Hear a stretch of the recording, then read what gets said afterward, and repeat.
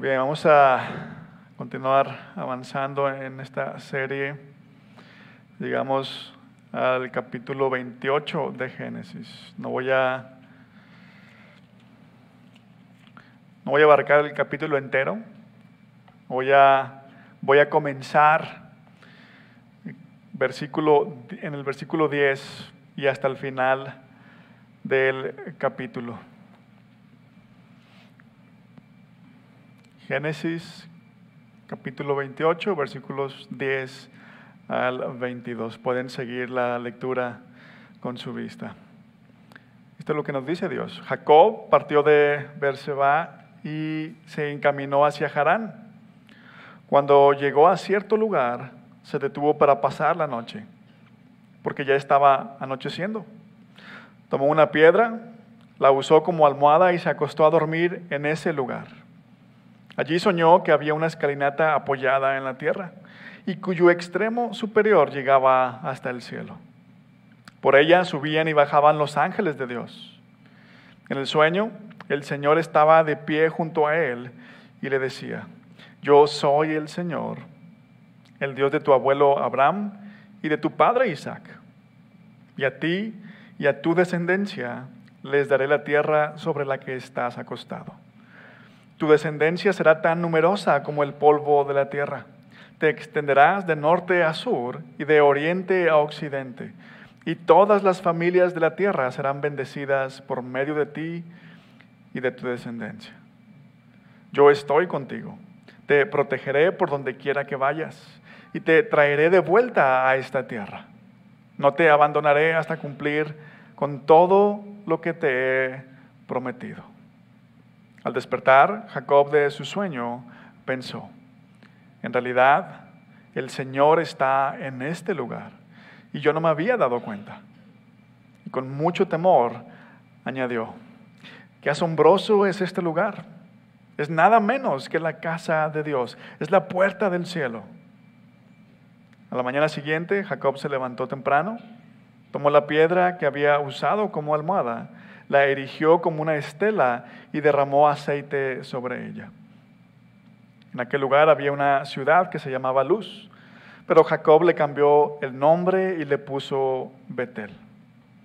Luego Jacob hizo esta promesa: si Dios me acompaña y me protege en este viaje que estoy haciendo, si me da alimento y ropa para vestirme, y si regreso sano y salvo a la casa de mi padre, entonces el Señor será mi Dios, y esta piedra que yo erigí como pilar será casa de Dios. Y de todo lo que Dios me dé, le daré la 10ª parte. Vamos a orar a nuestro Dios y Padre. Una vez más te rogamos, danos ojos para verte, oídos para escucharte, un corazón humilde para aceptar tu palabra y tu voluntad para nosotros. Te lo rogamos en el nombre de Jesús. Amén. Hace una semana vimos lo que pasó con la familia de Isaac. Y la forma en que voy a dirigir a Isaac y a Rebeca, porque esos eran los padres. Y la forma de vivir de ellos, nos dimos cuenta que finalmente les pasó la factura. Tanto Isaac como Rebeca le entraron al juego del hijo favorito. Isaac tenía a su hijo favorito, Rebeca tenía a su hijo favorito.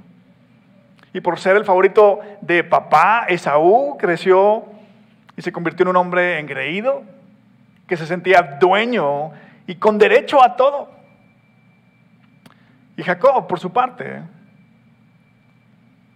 creció para convertirse en un hombre lleno de resentimiento. Y esto lo convirtió en un hombre tramposo. Y ven, Isaac, a pesar de que él sabía que Dios había elegido a Jacob para ser el más grande, para ser el más importante, él busca bendecir a Esaú, a su hijo favorito.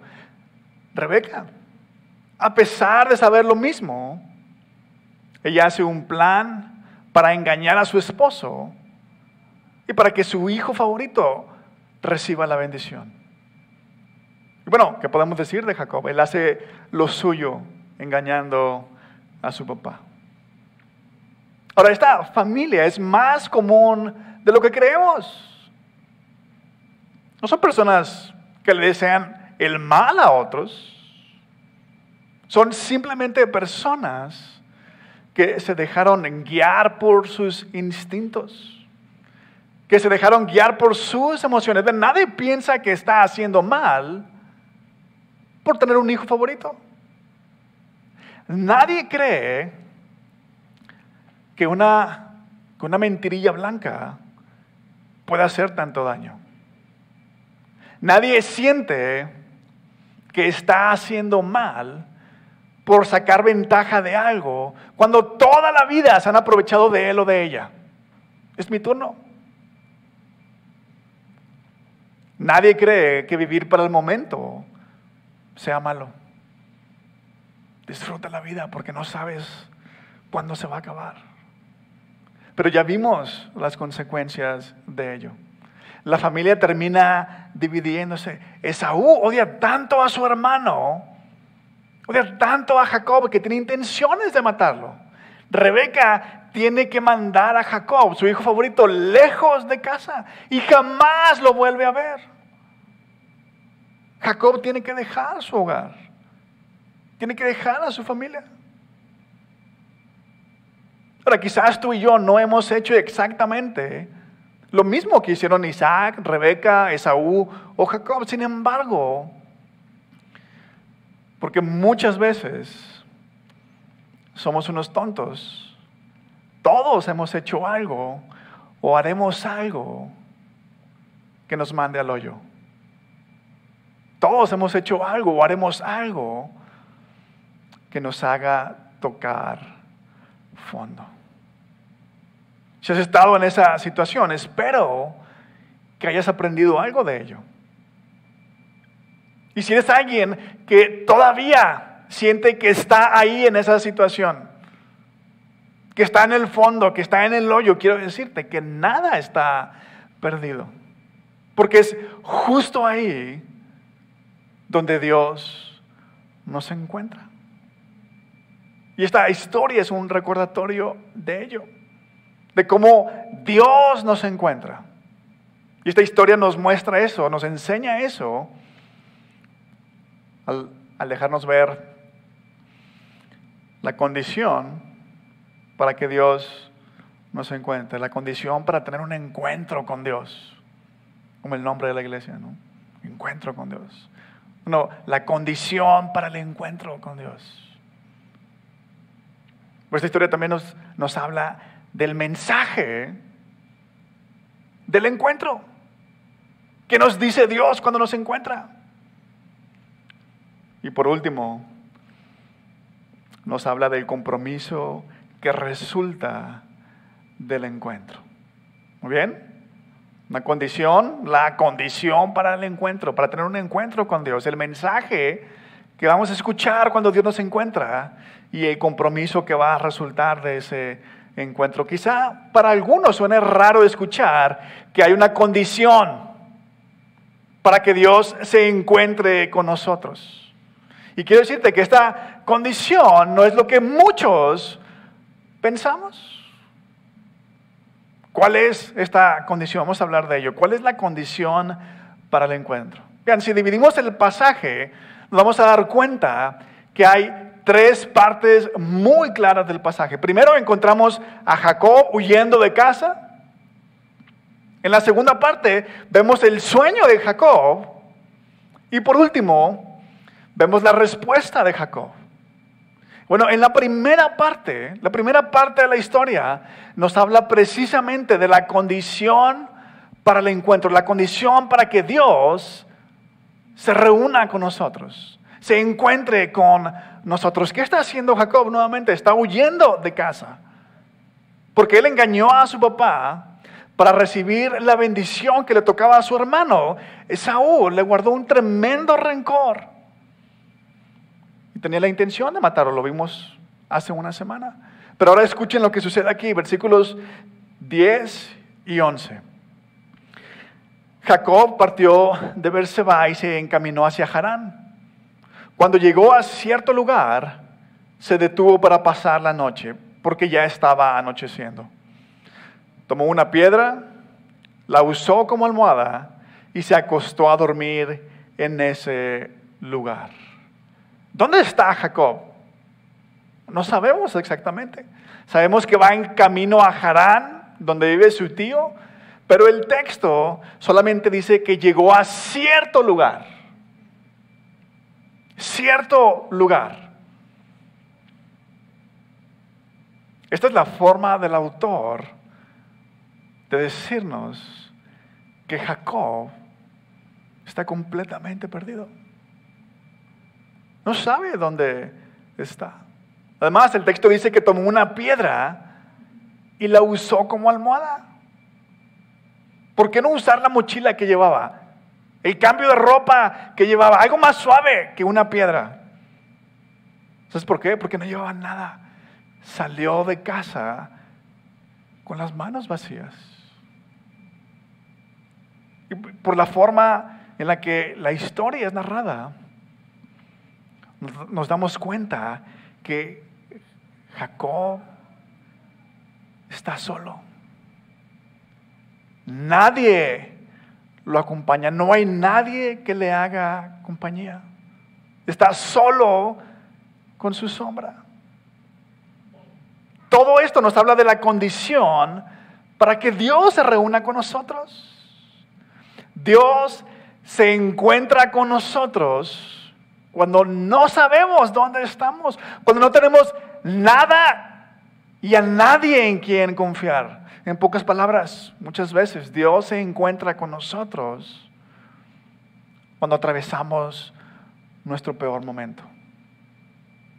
Cuando estamos en el punto más bajo de nuestra vida. Vean, Dios no nos ha abandonado aún en nuestros peores momentos. De hecho, hay algo bien interesante, porque a la luz de la historia hasta ahora, hasta aquí, Jacob ni siquiera está buscando a Dios.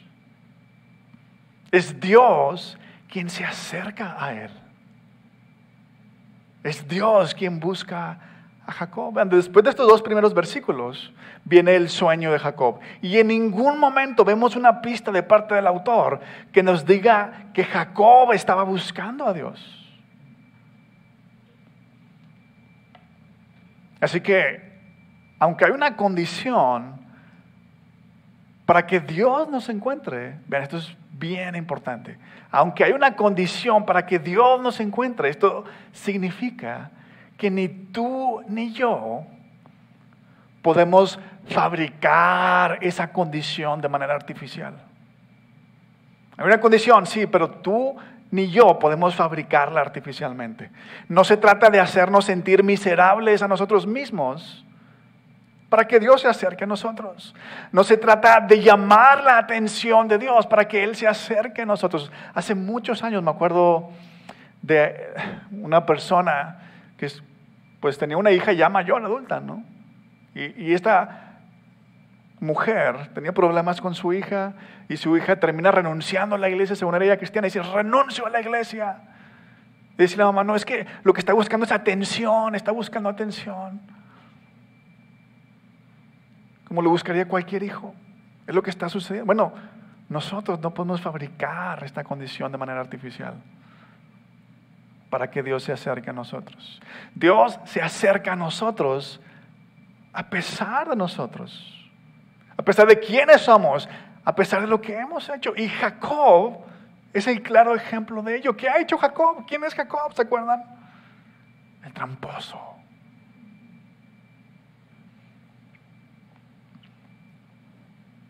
En realidad, la condición de la que hablo es más una actitud que cualquier otra cosa. ¿Escucharon bien? Esta condición de la que hablo es más una actitud que cualquier otra cosa. Necesitamos vernos, necesitamos sentirnos como personas que están perdidas. sin idea de lo que haremos para salir de donde estamos, sin recursos. ¿Por qué? Porque de otra manera siempre habrá en nosotros la idea de que nosotros hicimos algo para salir de donde estábamos. Esta es la razón por la que muchos fuera y dentro de la iglesia, esta es la razón por la que muchos nunca han tenido un verdadero encuentro con Dios. Siguen confiando en sí mismos.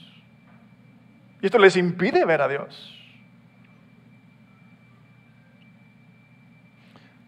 Mira, si eres alguien que siente que ha tocado fondo, que está ahí en estos momentos,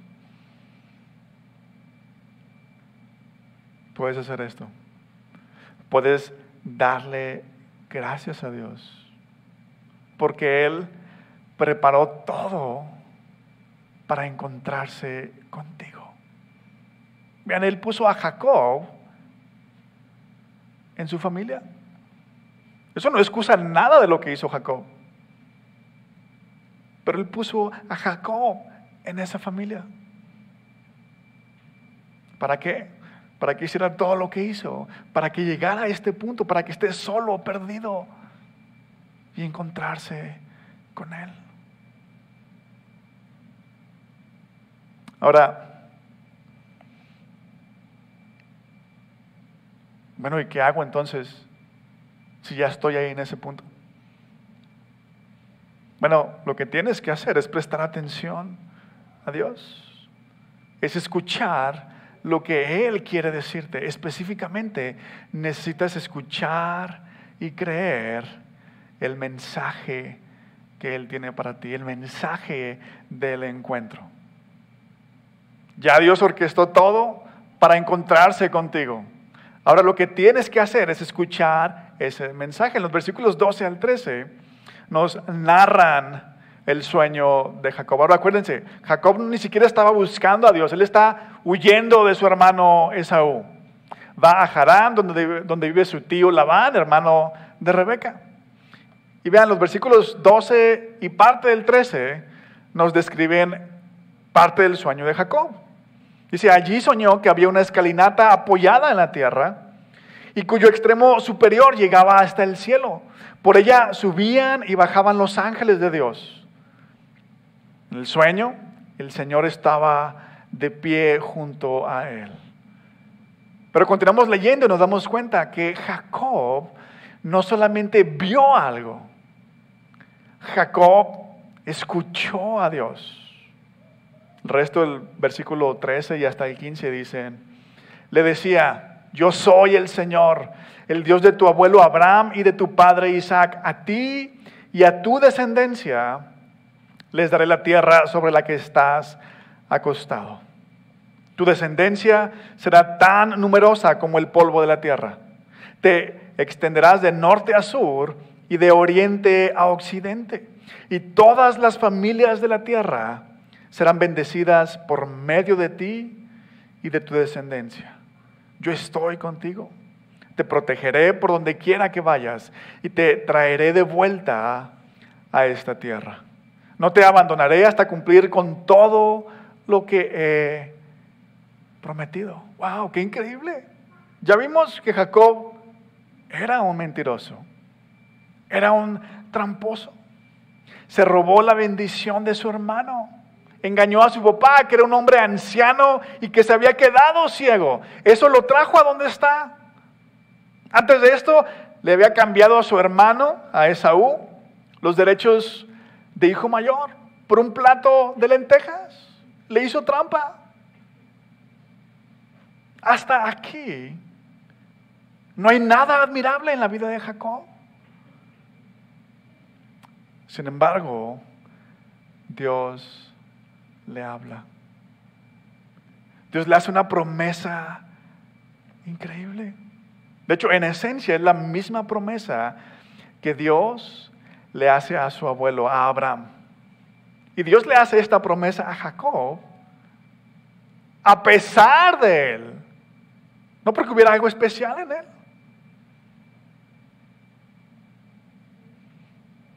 En Jacob se logra robar la bendición, como vimos en el capítulo anterior, hace una semana. Pero ¿se acuerdan? ¿Se acuerdan de lo que les dije? Lo difícil que debió ser para él. Él termina robándose la bendición. ¿Por qué? Porque se está haciendo pasar por Esaú. Y él está escuchando la bendición de Isaac.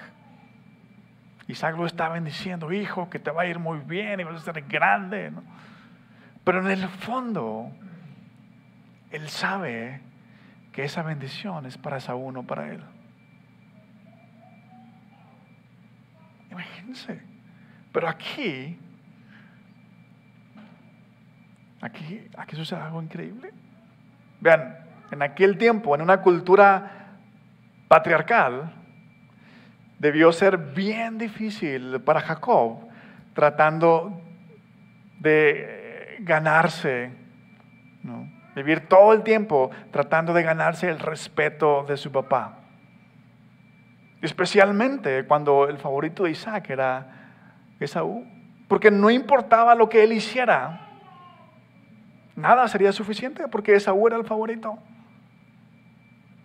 Él vivía en esa situación, en ese contexto. Se robó la bendición, pero él está escuchando a su papá, lo que él quiere para su hermano, no para él. Pero aquí Jacob escucha algo más grande que la bendición de Isaac. Algo más grande que la bendición de su papá. Escucha una promesa de parte de Dios. Una bendición más grande que la de Isaac. Dios le promete su presencia. Yo voy a estar contigo a donde quiera que vayas. Ahora Jacob puede tener la certeza de lo que un día su mamá le contaba. Bueno, eso que le decía se va a cumplir. Muchas veces es difícil para los hijos escuchar a los papás. Porque, a ver, díganme, hijos, ¿por qué es difícil para ustedes escuchar a sus papás? Porque son de otra generación. Porque no nos entienden, no saben cómo son las cosas ahora. Ya nadie piensa lo que ellos piensan. Ya están viejillos. Es que yo no creo lo que tú crees, papá, no creo lo que tú crees, mamá. Y además, en el caso de Jacob, porque por lo menos por parte de su papá nunca fue tomado en cuenta, no era tomado en cuenta. ¿Por qué? Porque su papá tenía un favorito. Pero ahora Jacob sabe que las palabras de Rebeca, las palabras de su mamá, no eran simplemente la forma de hacerlo sentir bien. Ay, sí, tu papá tiene su favorito, pero Dios me dijo que tú vas a ser grande, que tú vas a ser importante. No. Ahora él sabe que realmente Dios le había dicho a su mamá que él sería alguien grande. Él lo está escuchando de primera mano. Pero este es el mensaje explícito del pasaje. Dios va a bendecir a Jacob. Dios se lo dice personalmente. Pero también hay un mensaje implícito. Vean lo primero que hace Jacob al despertar del sueño. En los versículos 16 y 17 leemos lo siguiente. Al despertar Jacob de su sueño, pensó: en realidad el Señor está en este lugar y yo no me había dado cuenta. Y con mucho temor añadió: qué asombroso es este lugar.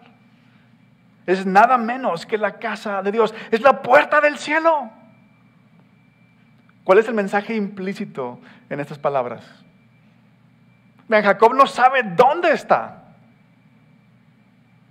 Jacob ya tocó fondo.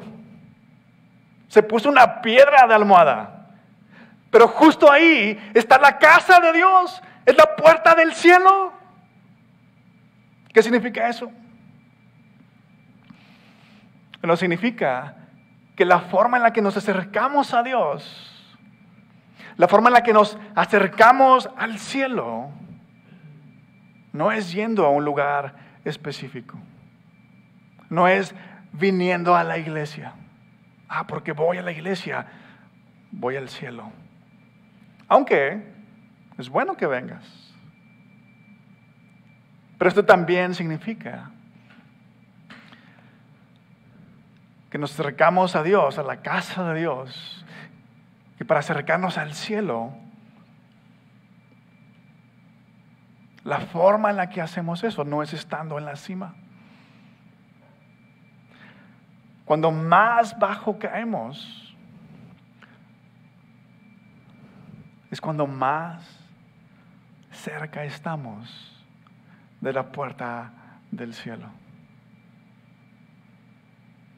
Ahora, acuérdense, no podemos nosotros fabricar artificialmente la condición. O sea, no podemos decir, bueno, entonces voy a vivir locamente para caer en el hoyo y que entonces Dios me encuentre. No podemos fabricar la condición artificialmente. Eso no es lo que el pasaje nos enseña. Lo que el pasaje sí nos enseña es que Él conoce nuestra vida. Él conoce nuestro pasado, nuestros sufrimientos, sabe las tonterías que hemos hecho y aún así nos invita a su casa. Aún así te está invitando a su casa. Muchas veces las personas que han sufrido o que hemos sufrido somos los más difíciles de tratar. ¿Por qué? Porque creen o creemos a veces que todo lo que hacemos está justificado porque hemos sufrido mucho. Y no te permiten opinar. Te dicen que no entiendes nada. Se excusan en su dolor. Este es Jacob. Una persona totalmente quebrada. Relacional, moral y materialmente. Sin embargo, aquí está, en la puerta del cielo, en la casa de Dios. Y este es el mismo mensaje que Dios tiene para nosotros. Es lo mismo que Dios hace con nosotros cuando nos encuentra. Jesucristo vino a salvar a los que estaban perdidos. No vino a ayudar a los que eran buenos, nada más darles un empujoncito, echarles la mano para que les vaya mejor. No. El Nuevo Testamento dice que Él vino para perdonar a los pecadores, a los malos, para cambiarlos. Cuando alguien escucha este mensaje, cuando alguien cree este mensaje, algo sucede, se produce un cambio. Un cambio al que esta mañana estamos llamando el compromiso del encuentro. Pero hay dos cosas más que hace Jacob después del sueño. Una de ellas la encontramos en el versículo 18. Este versículo dice: a la mañana siguiente, Jacob se levantó temprano, tomó la piedra que había usado como almohada, la erigió como una estela y derramó aceite sobre ella. ¿Qué está haciendo Jacob? Jacob está dejando una señal de su encuentro con Dios. No sabe dónde está, entonces bueno, es una señal, ¿verdad? Para cuando pase por ahí, saber dónde se había parado, dónde se encontró con Dios. Pero esta piedra no es un altar todavía, es simplemente un indicador de que algo especial pasó en ese lugar. El aceite que derrama sobre la piedra es para distinguirla de otras piedras, para saber dónde está. Es algo único. Porque Dios le promete que le va a dar la tierra donde él está acostado. Jacob sabe que en algún momento va a volver a ese lugar. En la primera parte del versículo 22, él demuestra su intención de luego regresar y construir un altar a Dios. Ese versículo dice: y esta piedra que yo erigí como pilar será casa de Dios. La piedra es una marca de su encuentro con Dios. Se le pone aceite. El versículo 19 dice, en aquel lugar había una ciudad que se llamaba Luz, pero Jacob le cambió el nombre y le puso Betel. Los comentaristas bíblicos dicen que esa ciudad no estaba cuando Jacob pasó por allí por primera vez. Que la ciudad se desarrolló después. Y Jacob le cambió el nombre después, por lo tanto. Ahora piensen lo que esta piedra hizo. Esta piedra manchada de aceite. Que la gente va caminando y la ve. En esa piedra se convierte por lo menos en algo que hacía a las personas preguntarse, ¿quién hizo esto? ¿Por qué lo hizo? ¿Qué significa esta piedra manchada de aceite? La piedra es una marca de su encuentro con Dios. ¿Cuál es la marca de tu encuentro con Dios? ¿Qué le hace a la gente preguntarse qué significa lo que haces? ¿O por qué haces lo que haces?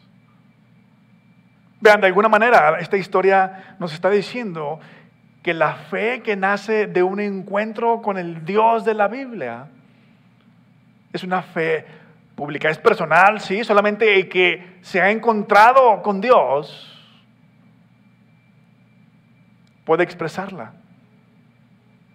Pero de hecho, la expresa, no permanece oculta. No dice, esto es algo entre Dios y mí. Además de esto, Jacob hace otra cosa. Vean los versículos 20 al 22. Luego Jacob hizo esta promesa.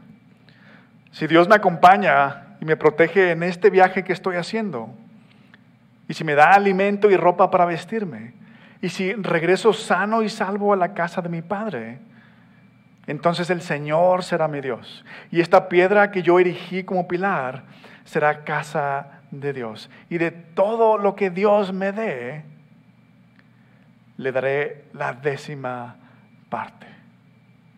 Jacob no está negociando con Dios. Jacob le está haciendo una promesa. Es verdad. Parece que está condicionando su promesa, pero eso no es lo que sucede. Jacob se acaba de dar cuenta que Dios está con él. Escuchen nuevamente sus palabras. El Señor está en este lugar. Es nada menos que la casa de Dios, la puerta del cielo. Jacob se acaba de dar cuenta de eso. No está condicionando a Dios. La promesa de Jacob es una declaración. Si Dios hace esto por mí, Él verdaderamente será mi Dios y yo haré esto por Él.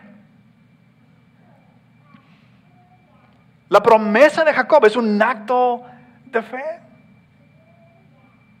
¿Y qué le promete Jacob a Dios?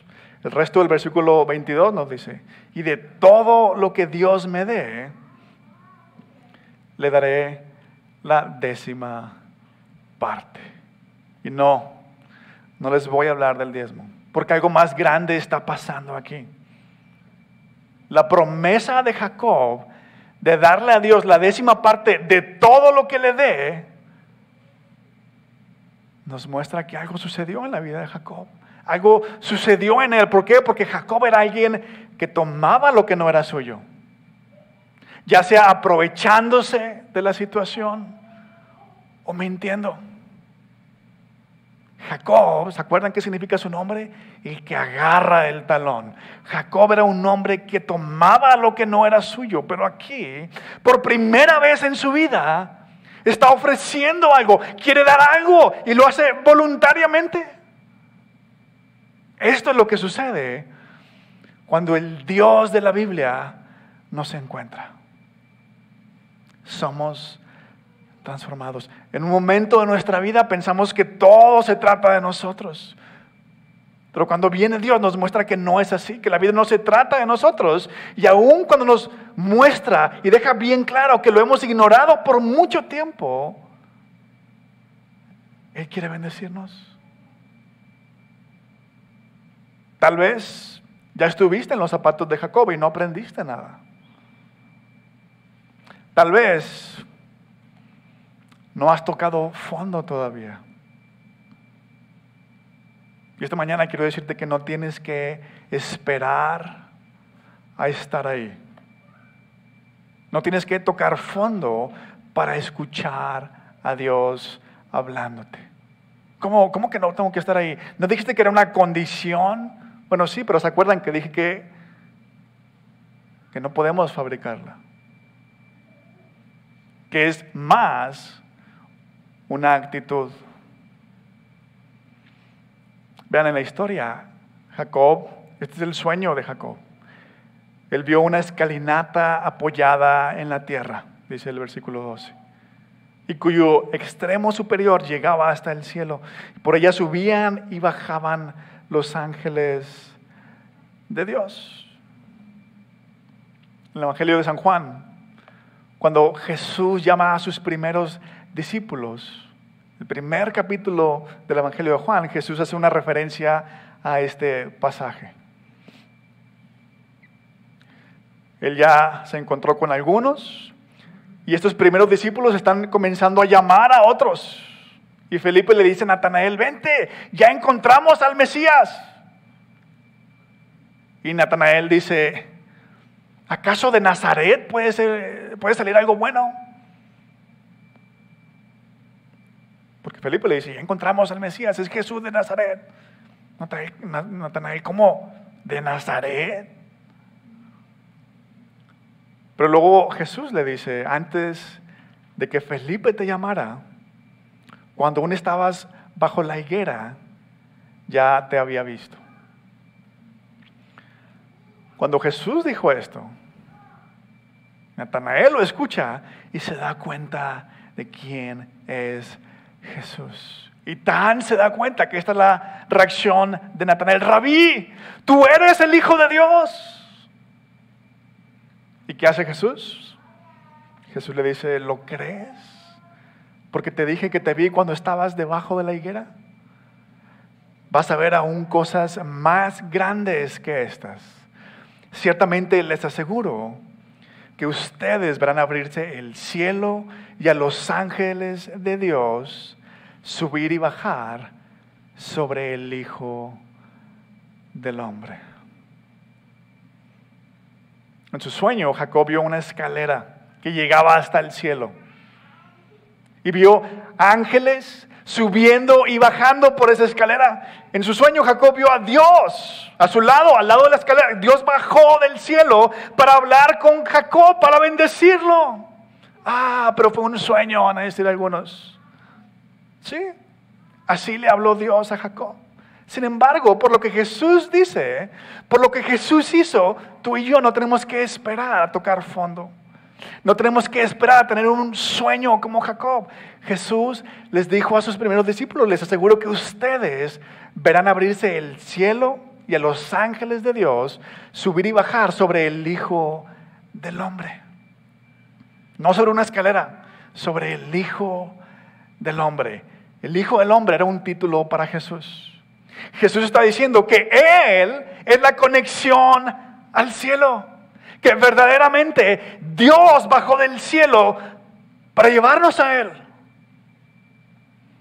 Esto no es un sueño, es verdad. Dios se encarnó para venir a buscarnos. Lo hizo a pesar de nosotros, sabiendo cuál iba a ser su destino. Sabiendo que iba a ser castigado por nosotros. Que iba a recibir el castigo que nosotros merecemos. En el cielo es una metáfora para hablar del lugar perfecto, de las condiciones perfectas, todo lo que siempre has soñado. Sea lo que sea que nosotros estamos buscando, es eso, un pedazo de cielo, un pedazo de ese lugar perfecto, un pedazo de esas condiciones perfectas. Y Dios nos está diciendo que Jesús vino a traernos el cielo a la tierra. ¿Y cómo lo hizo? Bueno, en la cruz. Jesús, siendo inocente en la cruz, vino a tocar fondo para llevarnos a casa. Él, siendo inocente, vino a tocar fondo para llevarte a ti, para llevarme a mí a casa. A la casa de Dios. A la puerta del cielo. Allí en la cruz, Él fue tratado como un pecador para que nosotros, que hemos puesto nuestra confianza en Él, podamos subir al cielo. Esto es lo que nos cambia. Cuando entendemos esto, entonces viene el compromiso. En la historia, Jacob no tiene nada todavía. Y aún así, ya está pensando en dar en lugar de tomar.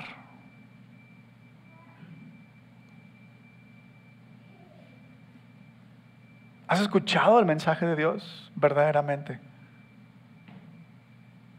¿Lo crees? Entonces, ¿cuál es tu compromiso? Ya vimos que Dios no tiene ningún problema en darnos, a pesar de lo que hemos sido, a pesar de lo que hemos hecho. La pregunta es, ¿qué le vamos a dar? ¿Cuál es nuestro compromiso? ¿Por qué no empezamos con tiempo? Le voy a dar de mi tiempo a Dios. ¿Por qué no seguir con confianza? Voy a confiar en Dios que dio a su Hijo para que yo pudiera entrar al cielo. Porque no seguimos con obediencia. Porque no seguimos con nuestra vida entera. ¿Por qué? Porque escuchamos su mensaje y lo creímos. Vamos a orar.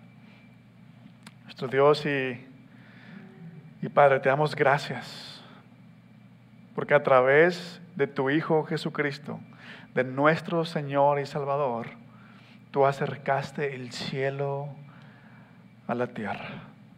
Es verdad que hay muchas cosas que todavía no están bien, pero porque tú enviaste a tu Hijo, quienes ponemos nuestra confianza en Él, quienes creemos en Él, quienes nos comprometemos con Él, estaremos un día en tu casa. Podemos entrar al cielo. Y lo que es mejor todavía, porque Él hizo eso, podemos recordar que aún en nuestro punto más bajo, no estamos solos. Que Jesús tocó fondo para venir a rescatarnos y llevarnos a ti. Ayúdanos a seguirte. Lo pedimos en su nombre. Amén.